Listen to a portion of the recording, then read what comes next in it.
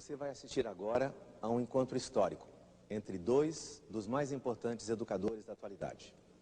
À mesma mesa, face a face, encontraram-se Paulo Freire e Seymour Papert.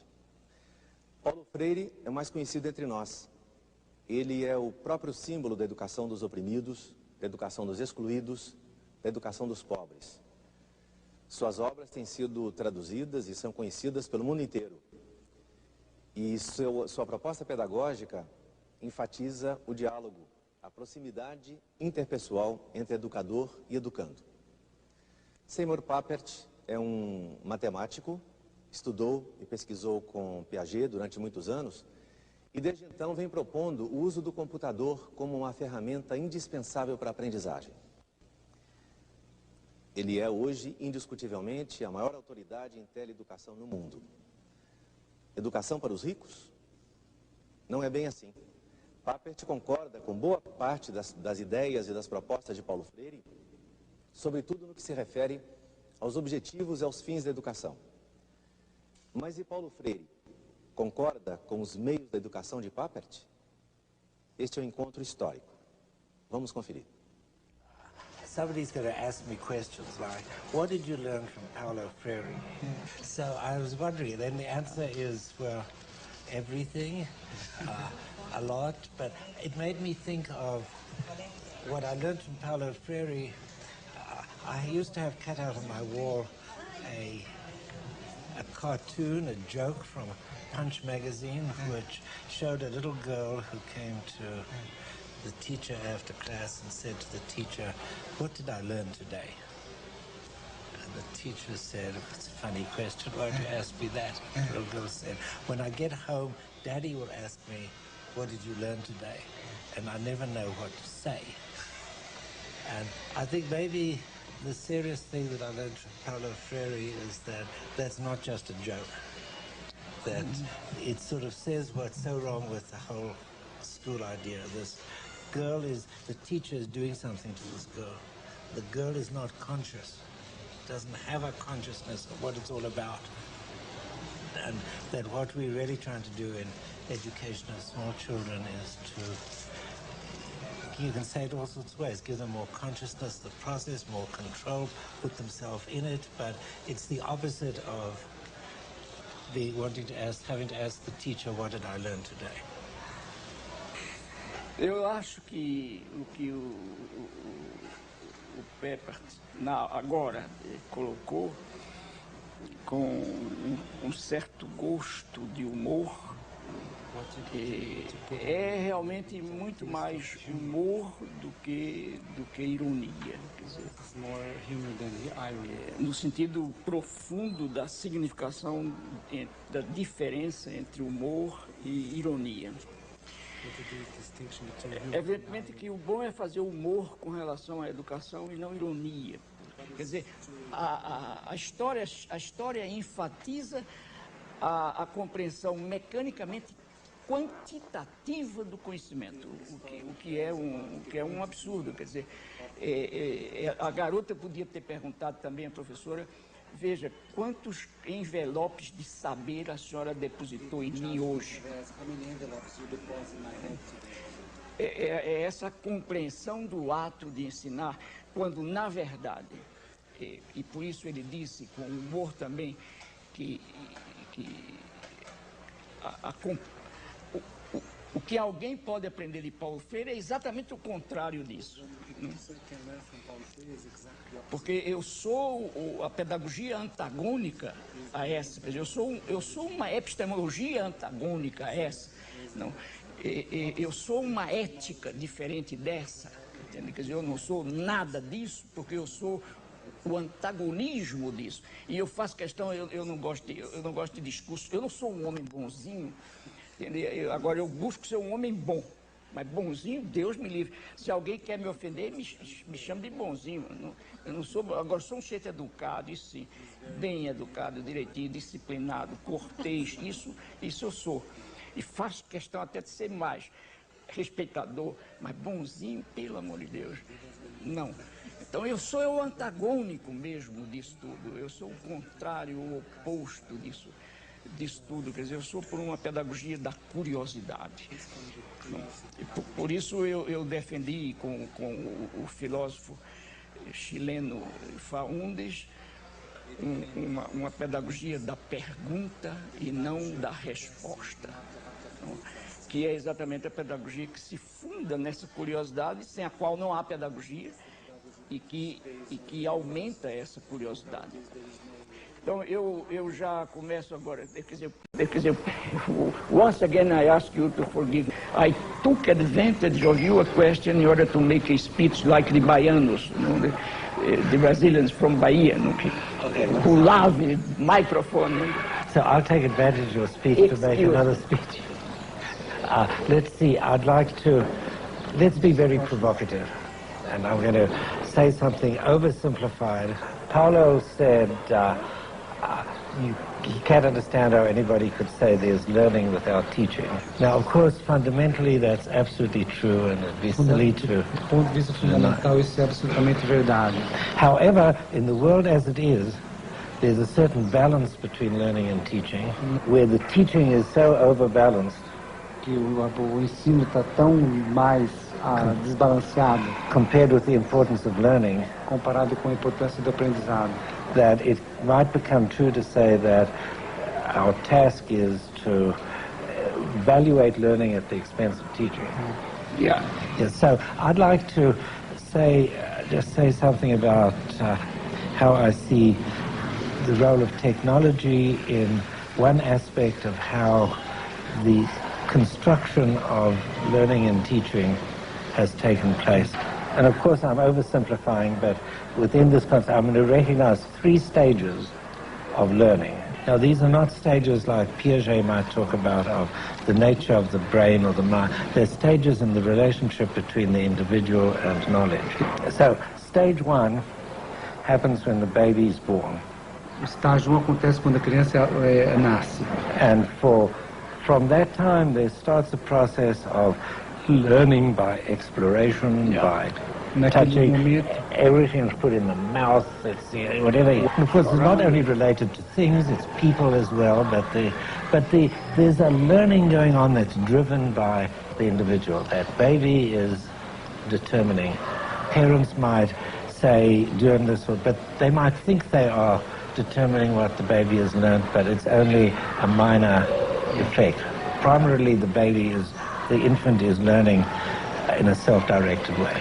Now, there comes a time when the infant is seeing a wider world than can be touched and felt. So the questions in the child's mind aren't only about this and this and this that I can see, but something I heard about, that I saw a picture about, that I imagined. And I think here the child enters into a precarious and dangerous situation. Because, not necessarily, but I think in point of fact in our societies, there's now a shift from experiential learning by exploring to another kind of learning, which is learning by being told. Because you have to find adults who will tell you things. And this stage reaches its climax in school. And I think it's an exaggeration, but there's a lot of truth if one said that when you go to school, the trauma is you must stop learning and you must now accept being taught. Now then that stage, so that's stage 2. It's school, it's learning by being taught, it's deposits, and now I think many children are destroyed by that, they're strangled. Some of course survive it, and all of us survived it, and that's one reason why it's often dangerous discussing these questions among intellectual people, because we, in spite of the school, what happened to us was that in the course of this stage 2, we learned certain skills. We learned to read, for example. We learned to use libraries. We learned now to be able to explore directly a much wider world. Now I think that there's an important sense in which stage 3 is going back to stage 1. I mean, for those who have survived the stage 2, creative people in a laboratory, in a philosophy seminar, an artist, a businessman, a journalist, all the people in the world who are able to, despite all the the restrictions in the world we live in, to find a way of living creatively. They are very much like the baby again, that we explore, it's driven from inside, it's experiential, it's not so verbal, it's not by being told. So now I want to tell a story about my grandson that shows, I think, how new technologies might change that pattern. When this grandson was 3 years old, I was sitting there and I saw him go and take from a shelf a videotape, put it in a VCR and press the buttons, and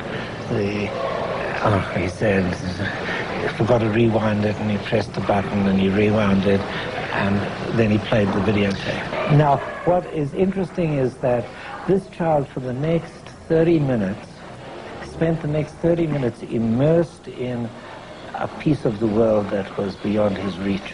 This particular tape was about road-making machines, all those big machines at the side of the road. They're very fascinating for children, and he loves this tape, and he's gotten to know much more about these machines than I ever will.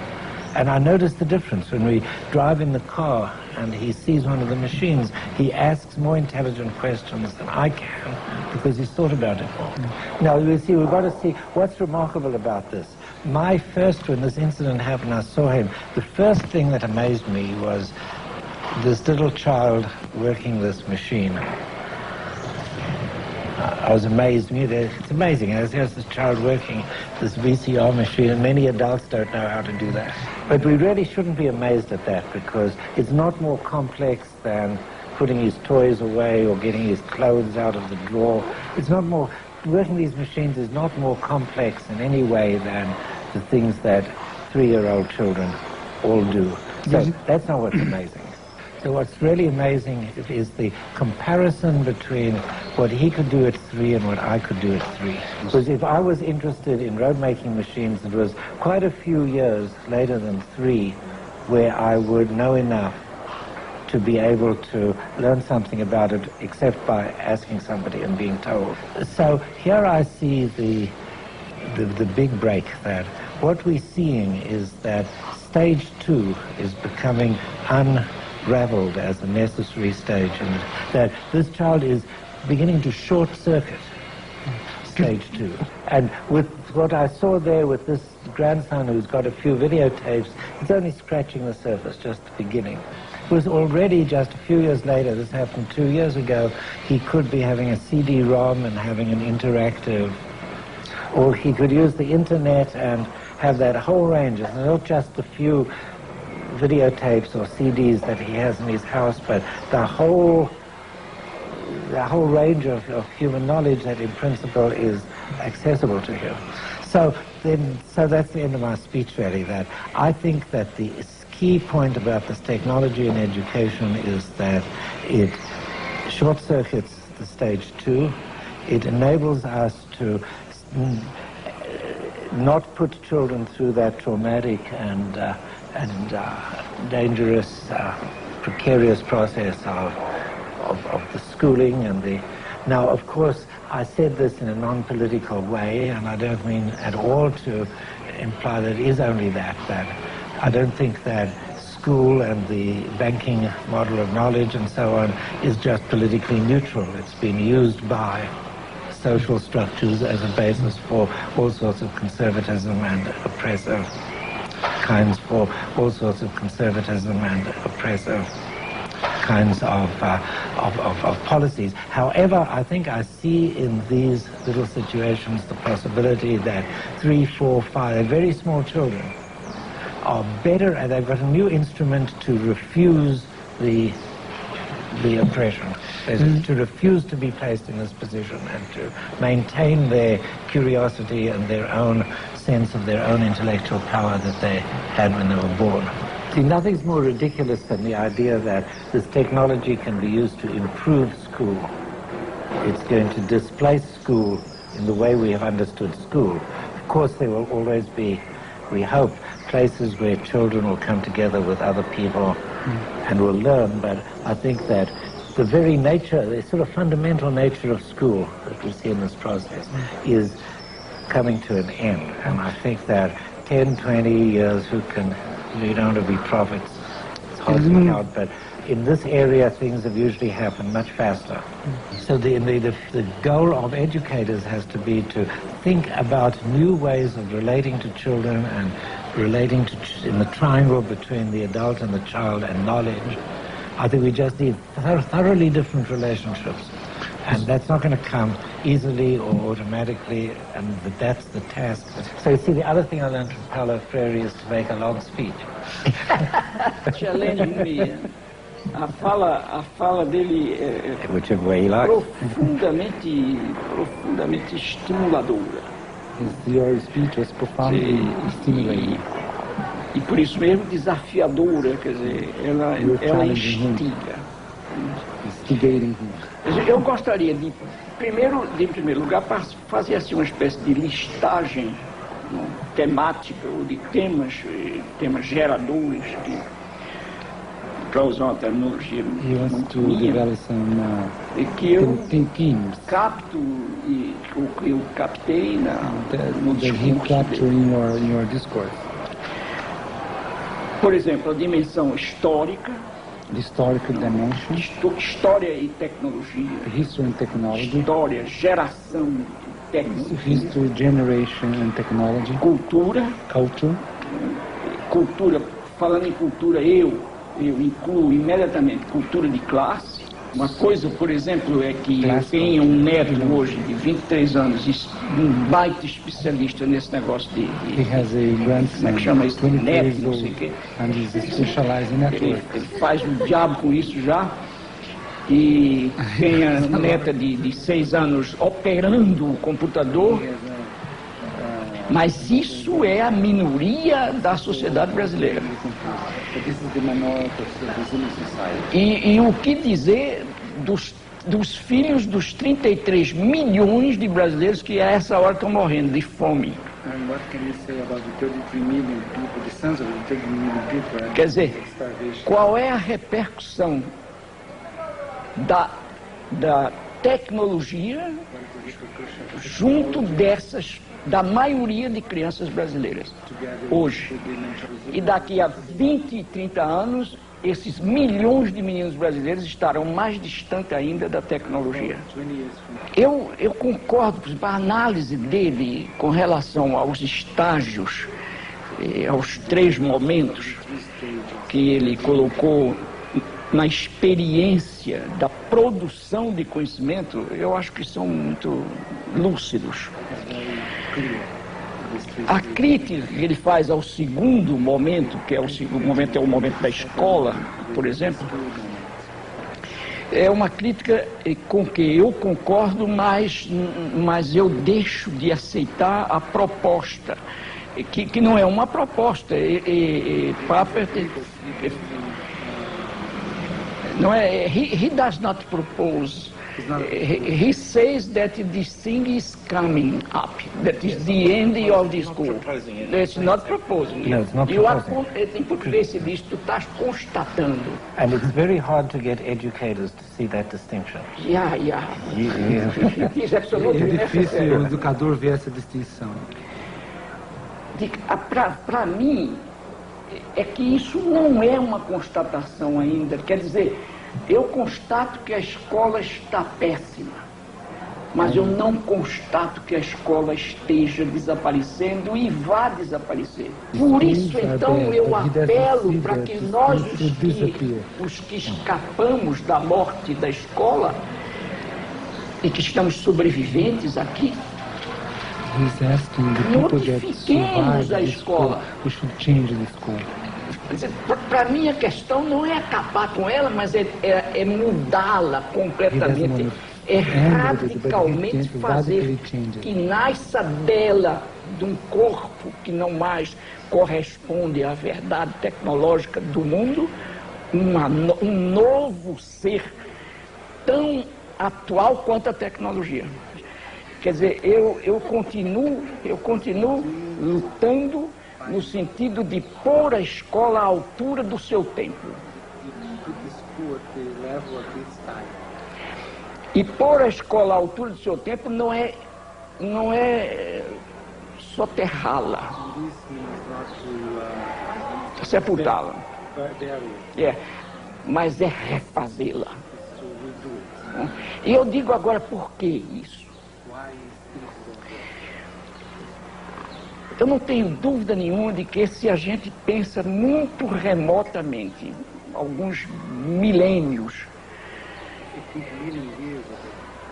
naquele primeiro momento, naqueles primeiros momentos em que homens e mulheres comendo maçã ou comendo banana, não importa, agora tem umas pesquisas novas que dizem que o pecado foi por causa da banana. Não importa, maçã ou banana, que os homens e as mulheres, ao se experimentar socialmente defronte do desafio, terminaram por descobrir que estavam fazendo uma coisa que não sabiam bem o que era ainda. Quer dizer, não havia sequer ainda, possivelmente, na sua linguagem, o apelido da coisa que estavam fazendo. Quer dizer, elas e eles estavam sabendo, mas possivelmente não havia o verbo ainda.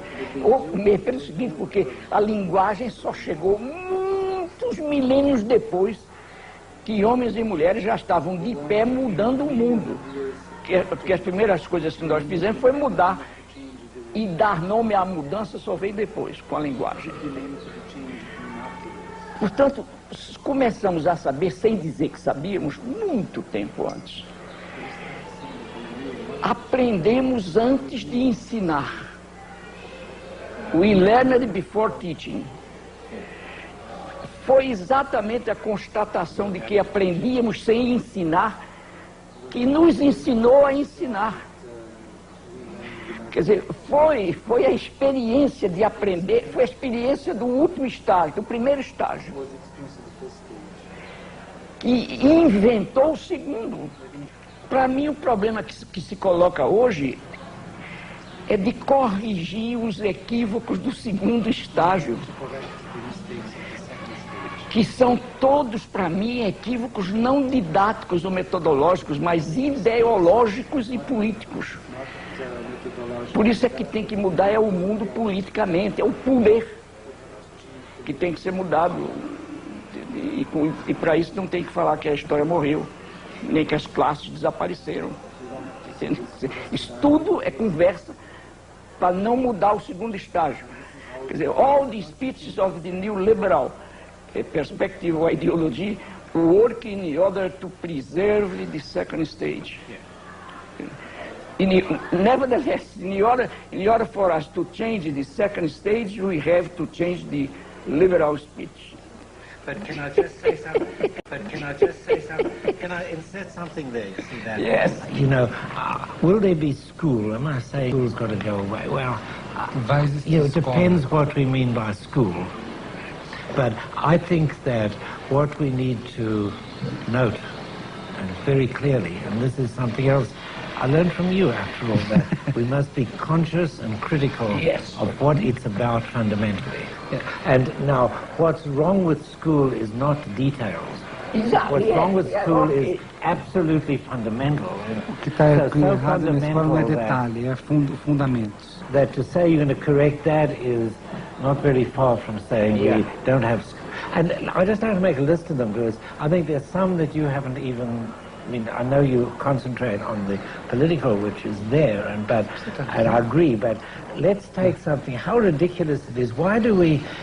Well, first of all, the idea that there should be school as a place where you say, now you are learning, not living.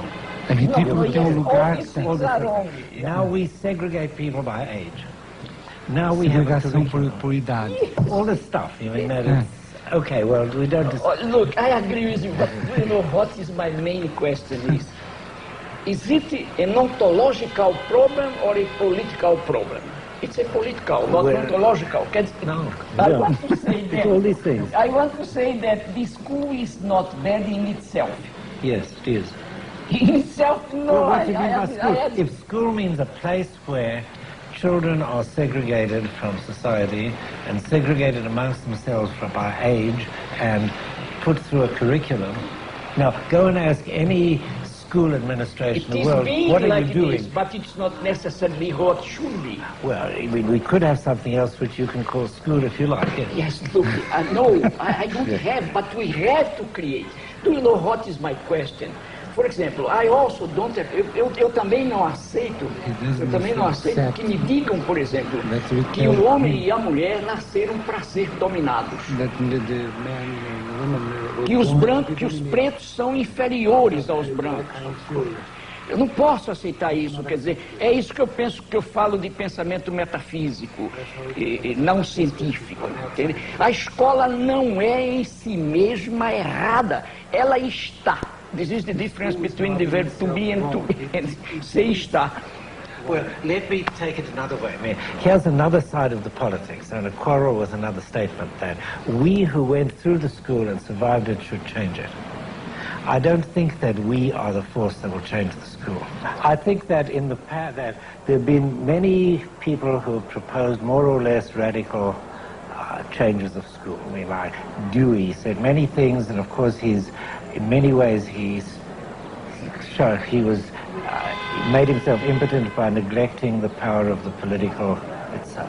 But basically he had a philosophy, and he said, agree with my philosophy and you will change school. And I think Eles also, deschooling, says this is a good idea.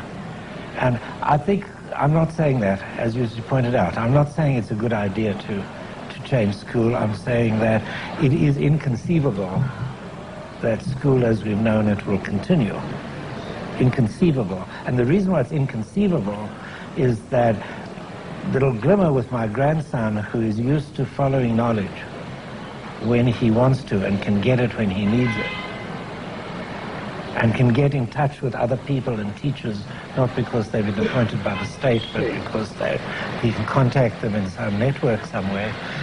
These children will not sit quietly in school and listen to a teacher give them pre-digested knowledge.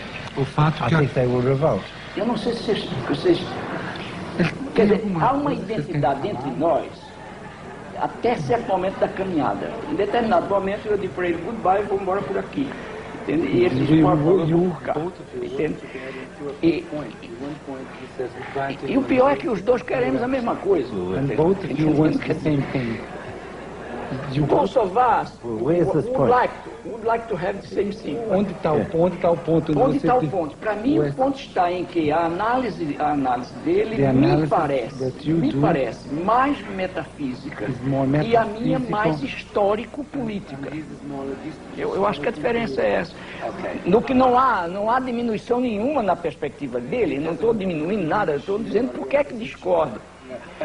This is, for example, my difference, or the difference between me and Ivan Illich, for example. Because Ivan Illich, I remember the times I was in Cuernavaca with him and o autor de Morte em Tenra Idade, Jonathan Kozol, Jonathan Kozol, ele, eu, um bando de intelectuais americanos, latino-americanos, discussing with him. In a first moment, Ivan Illich was against the schools. In a second moment, because he considered the schools bad in themselves, as a bad institution, which should be cut. Em um segundo momento, ele estava contra a educação. In the second moment, he was against education. Já a educação. Isso no seminário que ele teve comigo um dia todo, em 74, em Genebra, para europeus, filósofos, etc. Ele disse, há poucos anos atrás eu estava contra a escola e hoje venho aqui dizer que estou contra a educação. Éramos e somos muito bons amigos, e eu dizia para ele, a diferença entre nós dois está em que você está contra a educação e eu estou contra certa educação. Quer dizer, eu não estou contra a educação, quer dizer, porque eu acho que ela é um fenômeno, é uma criação nossa, entende? E que se dá na história. Quer dizer, minha briga, então, é para pode ser que eu seja, então, ingênuo. Maybe I am naive. No, lyrically naive. No, maybe I don't become angry because of that. If you say to me, oh, it's naivete, I say, thank you very much. Mas é possível, então, que eu seja ingênuo. Mas eu prefiro tombar na ingenuidade esperançosa de um dia poder mudar, a cruzar os braços hoje na desistência fatalista de que não é possível mudar. I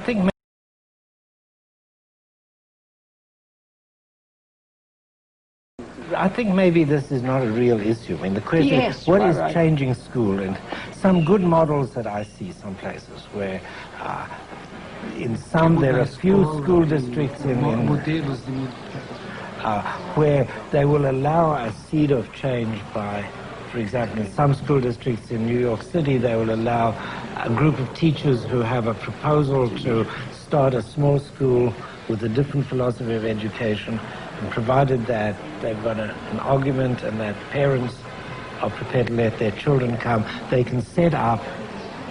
So it's still school, I mean, it's even the same buildings, and ultimately it's controlled by the same people pay the janitor. But what is happening in some of these is very different from the defining structure of what I'd call school with a capital S, which is about curriculum and classes and all, that we agree is a bad thing. And so I think it's possible that there would be a shift that within schools, alternatives can grow up. I think also we'll see alternatives growing up outside of the schools. I think we see in the United States recently a tremendous increase in the homeschooling movement because people just keeping their children out. So I think this change is coming about in all sorts of places, and we work for it. And I think where I seem to be taking a sort of harder position that schools ban is that, I mean, I think that there's a kind of, we call it narrow liberalism of discourse inside education that talks about curriculum reform, change of school management, and has a general model of, it ignores historical features too, such as there is this bureaucracy. This bureaucracy has its own interests. This bureaucracy is not doing what it's doing. It's not open to argument about what's the best interest of the children. I mean, I'm not saying they're all bad people, but they've also got their own culture that they live in, and I don't think we can appeal to them or try and persuade them or argue with them. But I'd like to add one more example to this. I think this, I have a chapter in my last book, which just got translated in Portuguese, on which I think is an example. I think there's an example of taking a historical approach on a minor scale, and it's not the big history of society. So if you go into schools nowadays, you see a lot of computers. And almost everybody agrees computers are not being very well used. Now, the liberal discourse says the schools don't know how to use the computers. Let's do research and find out the best way to use the computers, and then they'll be used well, and they will have all sorts of good results. Now, I think it's exactly the other way around. The school bureaucracies know very well how to use the computer in order to reinforce their own concept of school. And I find very interesting that sort of going in the 1970s, the first times I saw any microcomputers in schools, it was always a visionary teacher and a rebellious teacher who didn't like what she was supposed to be doing, and saw the computer as a way of doing something different. And often this is a bit romantic, and they didn't really know exactly how this was going to, but they felt this thing. And they wanted, and so it was an instrument of radical change, because that's what they thought it was about. And then round about the middle of the 80s, this thing got into the hands of the school administrations and the ministries and the, whatever we call the commissioners of education, state education departments, and now what they did with them, no longer are there computers in the hands of visionary teachers in the classrooms. They're now pulled together, and there's now a computer classroom. And there's a computer curriculum, and there's a special computer teacher. In other words, it's been thoroughly assimilated to the idea of the way you do things in school. Coisa uma pergunta que é a seguinte, quer dizer, a escola é um instituto socialmente controlado, com determinadas razões históricas e culturais de existência e com certo fluxo de acontecimentos controlado socialmente. Onde é que a gente pode fundamentar a nossa crença de que haja alguma perspectiva de mudança? Onde é que está o germe da mudança? O professor Papert falou que as próprias crianças trariam essa mudança. Mas isso não seria acreditar, de certa maneira, que aqueles que de alguma forma são controlados passariam a controlar? Quer dizer, há uma aparente dificuldade que é de superar, no caso das crianças, conseguir superar esse controle, que é um controle social. Como é que a gente vira este jogo? Take over and control the situation. Well, every revolution works like that. I mean, it's toda revolução trabalha assim. The fact is, you know, that Somebody takes it's a political act, and people have to act, you know. But we do see examples. I know there are examples in the world of where teachers in a school have demanded and won the right to do things differently, so they've escaped from that control. And I think that this is the political axis that one of the political axes we will work with, and the parents, especially the children, are going to be more and more allies in helping teachers bring down the control of the bureaucracy in the schools. So I don't say it's easy, and you might say, well, then it's not school anymore if they do bring it down, but that's our same semantic difference, so we shouldn't. But that's what I think we've got to challenge. It's only through people challenging that control that there can be real change. No fundo, a questão que ele coloca tem muito que ver com os anos 70, com as teses reprodutivistas. Challenging that control that there can be real change. No fundo, a questão que ele coloca tem muito que ver com os anos 70, com as teses reprodutivistas que Althusser levanta. Eu vi desde os anos 70 mesmo, quando eu morava na Suíça e que li os primeiros textos do Althusser sobre isso, e dos companheiros dele, eu sempre procurei ver ver o outro ângulo da reprodutividade da escola, da escola como tendo como tarefa a reprodução da ideologia dominante. E o outro lado que eu chego por uma compreensão mais dialética, menos mecanicista, é exatamente o lado daqueles e daquelas que se dão uma tarefa, que é a tarefa de não reproduzir a ideologia dominante. Essa é a mesma briga de quem quer mudar a política geral da sociedade.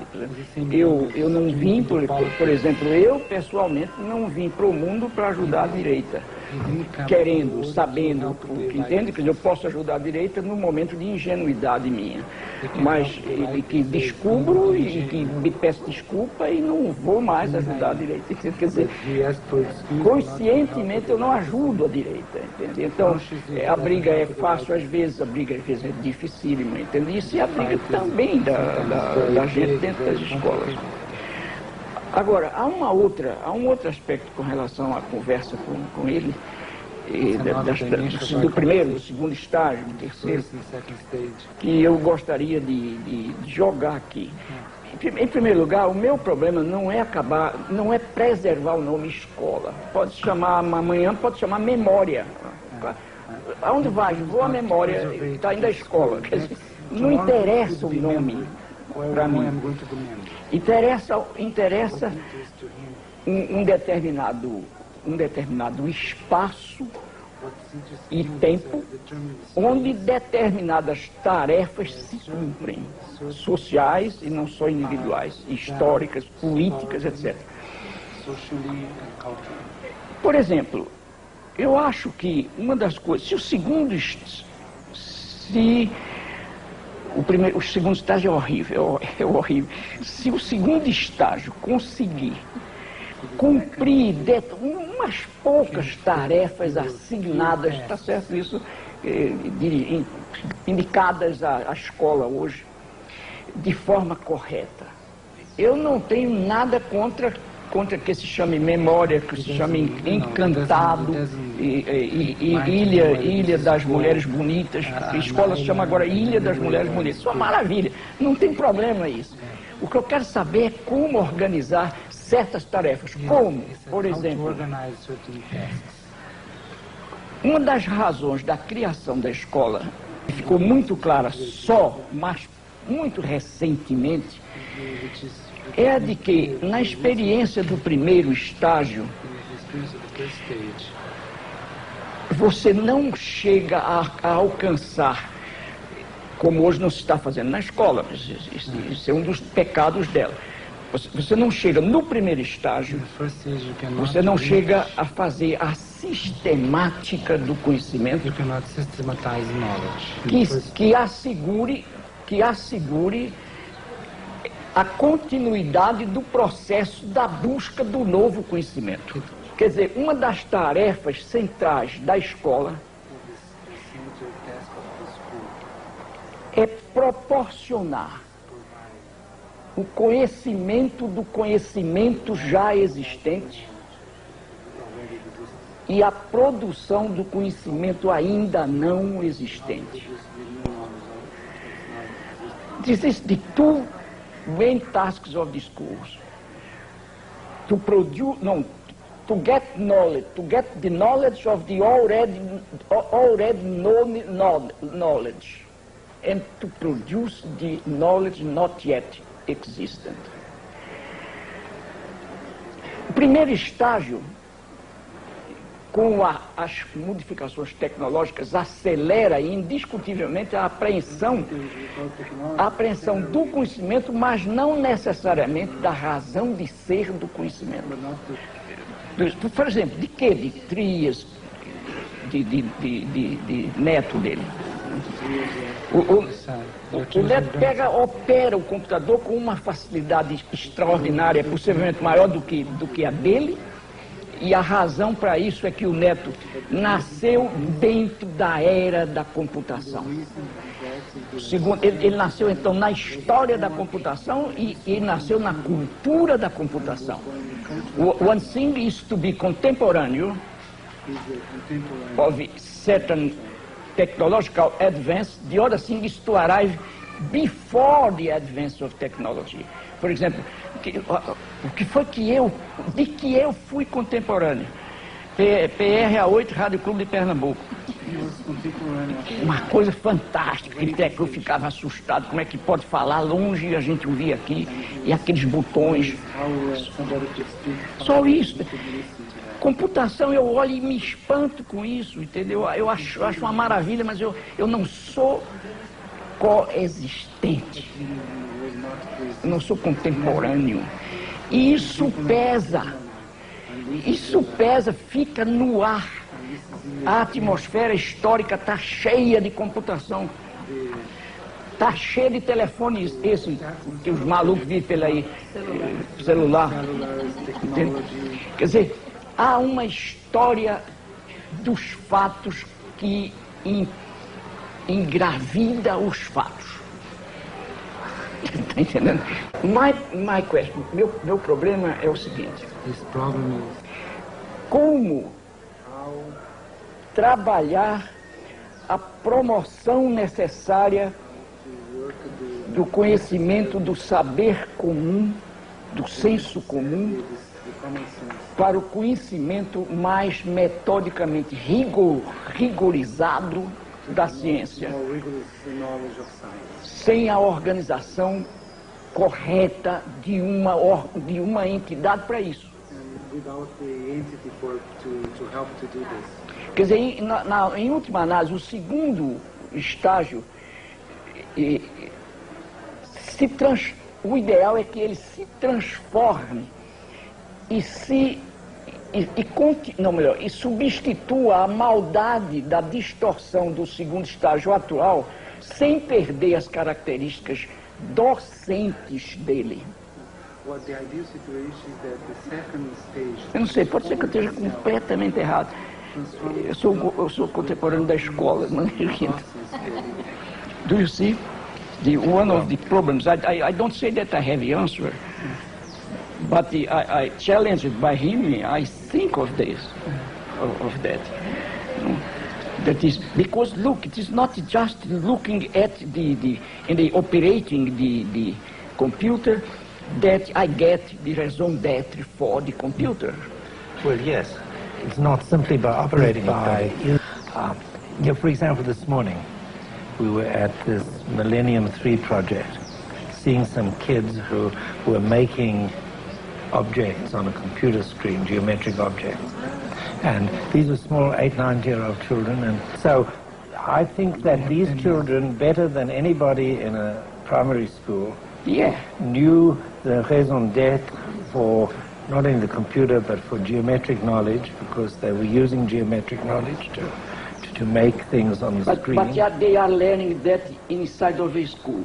No. I don't think that. Do we call that a school too? Biennale is not a school. Yeah, it's not a school. You see, I don't know how much they learn. I think that simply by having access to this computer and a very small amount of teaching of how to do something, they can start building and constructing things, and they begin to see exactly the raison d'être, the reason for having geometry. Now, once they've got that, I'm sure that somebody who is well articulated, who articulates them, can serve a great function in tidying it up for them. So I imagine kids who become interested in that might spend a few hours in a little seminar or course, or where somebody who really has a mathematical perspective will connect together the ideas that they have, that they've emerged, developed, picked up from one another.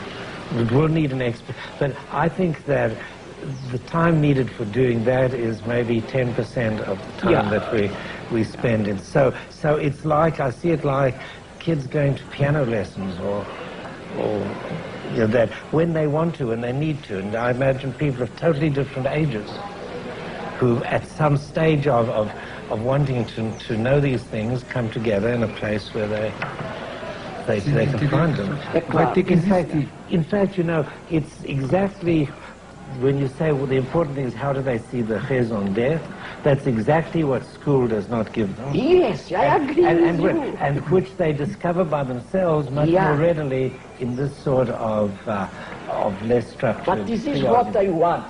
Right now, you are not saying that the school does not need to continue. You are proposing something different. Oh. Yes, this is for me fantastic, because what really the school would have to be done is to challenge the epistemological curiosity of the students in order for them to discover the raison d'être for the facts and for the objects of knowledge, and not doing what it is doing now.